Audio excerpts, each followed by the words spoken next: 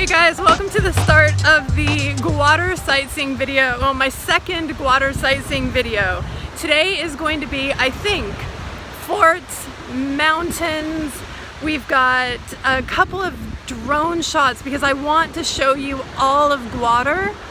I think we're also going to go to an old tribal community and lots of other things, but we're starting out at Koh-e-Mehdi, which is, okay, a glorious beach. I think it took us maybe 20-30 minutes to get here, but you have this amazing mountain in the back. And this place, if you bring, so this was recommended to me by the DC, big thanks. It has the most pretty beach that you can imagine. So you bring a picnic and everything that you need for a few hours. I was also told the swimming here is wonderful. I'm gonna walk down and go, put my feet in the water and all of that in a couple of minutes. But this is the start of today. I wish I had brought a book or something to just chill for a while, but there's a lot to get to and I want to show you everything.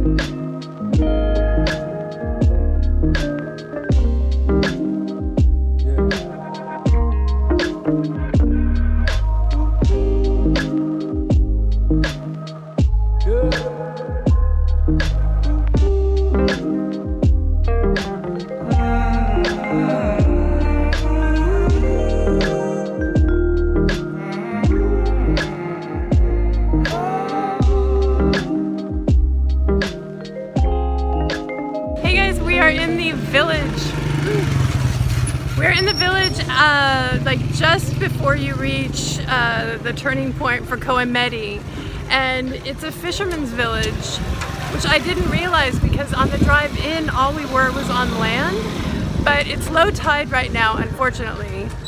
But there's tons of fishermen, lots of donkey carts with one was pulling a boat. Anyway, I asked them to please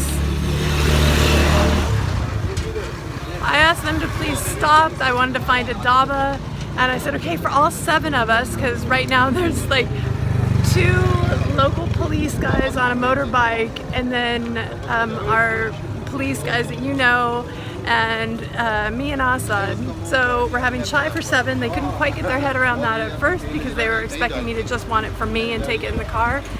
They don't know me well enough. So this is the dhaba that we're at. I think that's space back there to sit as well. Let me see if I can see what they're doing here with the chai. Hold on.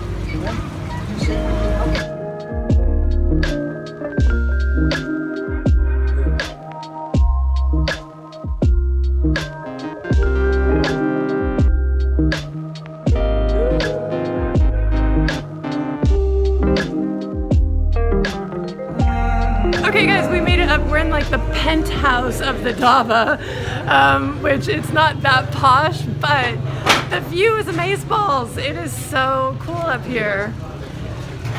And there's a big group of guys downstairs, some locals who are playing cards.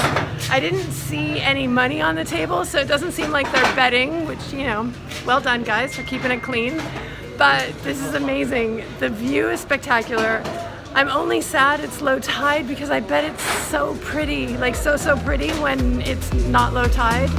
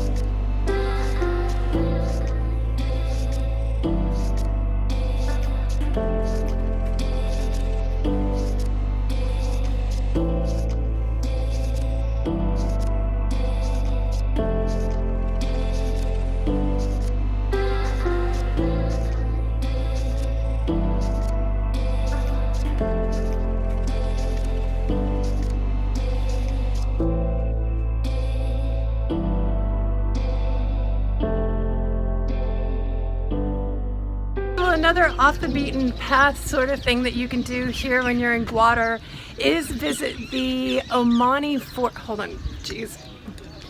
I'm so used to wearing my glasses now because of the eye surgery, but honestly, I just kind of need it. Okay. Visit the Amani Fort. Now, it was Chief Minister John Kamal's suggestion that I come here, and the place is fantastic. It actually looks really, really brand spanking new. So I need to get a bit more history. I'll share that in a second. But the upkeep on it is fantastic. There's also little workers here running all around. Okay, so it looks like it was only recently inaugurated as a historical site. But we're going to take a little bit more of a tour. Apparently there are some rooms that are also open downstairs. This was upstairs. No lights, but you could see the ceiling, and yeah, it's really nice. Let's go keep checking it out. Hold on.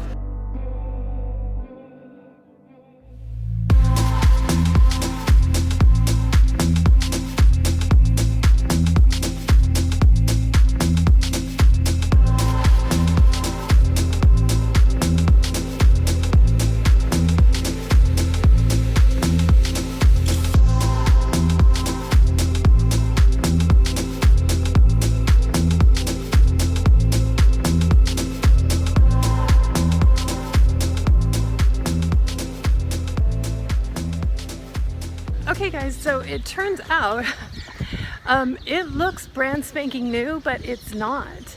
This is the mosque here, the masjid, and then the fort itself are both over 100 years old. They just look in pristine condition. When I asked, "Oh, you guys painting? What are you doing?" They just kind of giggled and said, "No, madam, you know, no painting." It's just the materials they used or how they did it.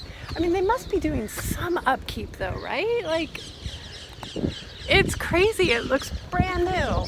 Maybe it's the exterior here. Maybe this bit is new. Is this part new? Wait, is this part is new, right? This. But the cement, like the exterior, there has to be, like, this has been renovated. Oh yeah. Okay. But the wall is whole. Yes. Okay guys, you heard it. It's over 100 years old. And yeah, it's really cool. It's a very simple fort, very small fort. I just crashed my drone too. So all of the other forts I've been to have been so big, I've been flying the drone everywhere, but it's holding back a lot for me not to be crying right now over the crashed drone. But sorry, back to the Omani Fort. I'll cry when I get back in the car. It's lovely. This is a super not touristy thing to do here in Gwadar when you're in town, guys.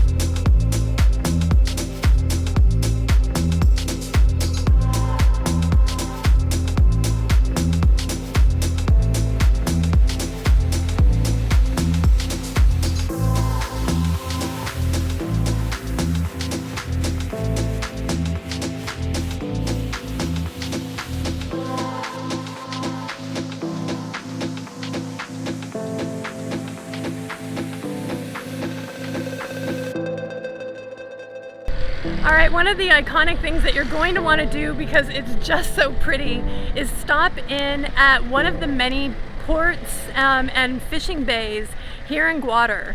So this one I came to yesterday, but it was low tide and the shots just didn't look great, so I've come back. But you have this beautiful, like, rugged hillside, the turquoise and blue waters here.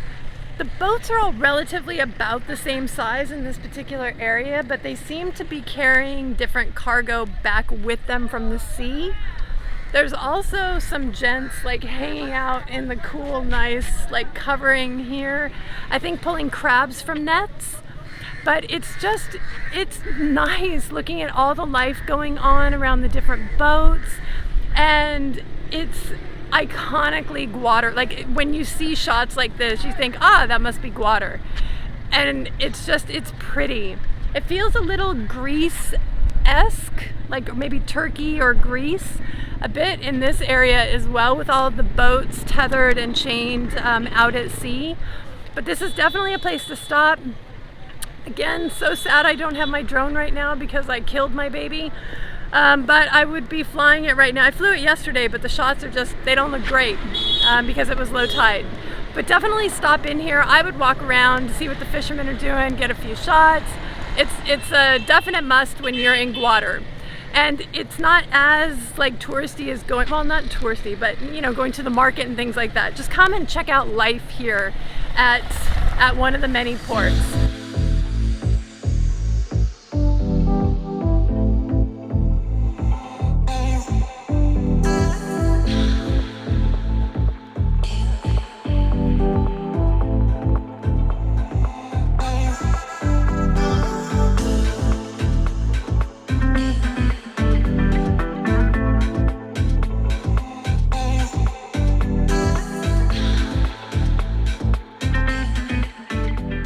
Well, I am in the heart of the Agha Khani community here in Gwadar.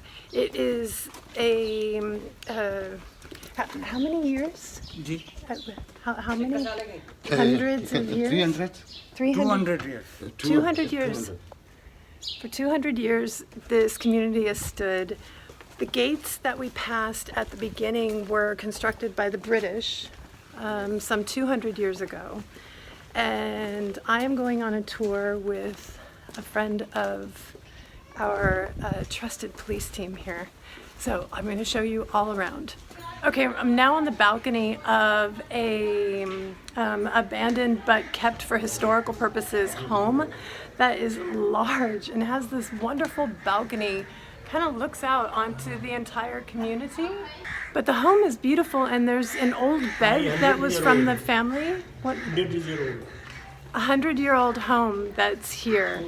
The community is wonderful. I still don't have 100% handle on if it's like what Agha Khani means 100%, if it's the region or where people came from or religion. So I'm going to Wikipedia that when I'm back in the car. But it really is lovely to walk around here. And they have also these majestic views. You can see in the background, you know, the mountains, and there are about 150 people living here now. The rest are taking major residence in different countries like UK, US, etc., etc.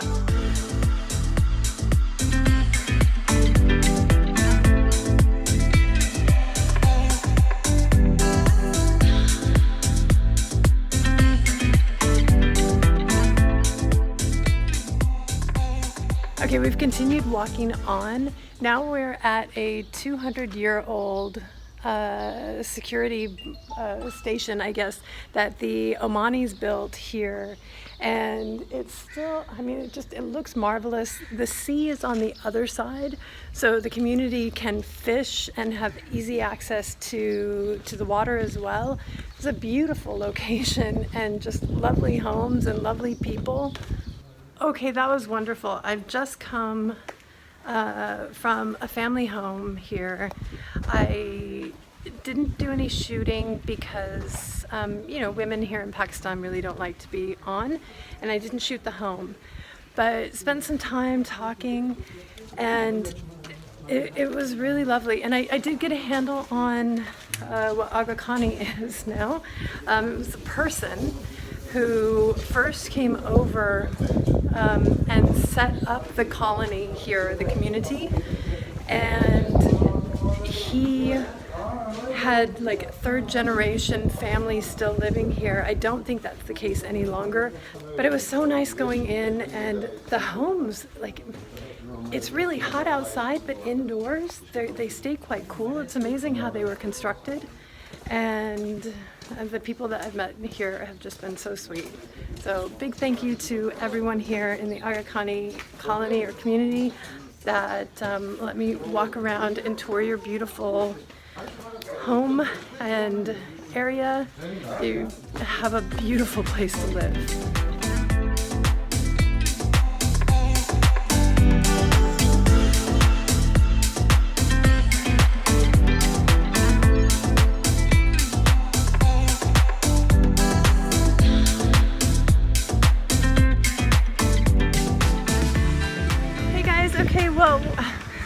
Well, when you are in Gwadar, there is basically one choice for 5-star luxury accommodations, and that is here at the Pearl Continental Gwadar.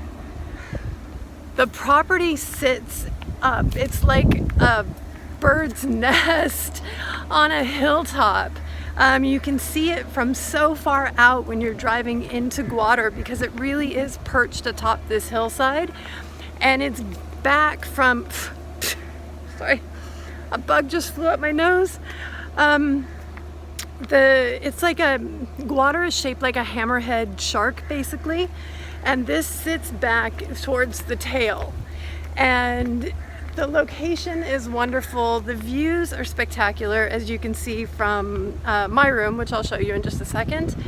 And they have bathtubs, glorious bathtubs. So I was really, really happy, slept like a baby. I didn't try the food. I've been really, really busy and wasn't able to get out as much as I wanted to. I mean, I wasn't able to stay in as much as I would have during a normal review. I'm not actually reviewing the property. I'm just here because this is where they've put me. Sorry. Sorry. Because this is where they've put me. So it's not a normal review, but I wanted to show you a little bit of the property. My room is a bit messy, so do forgive me for that.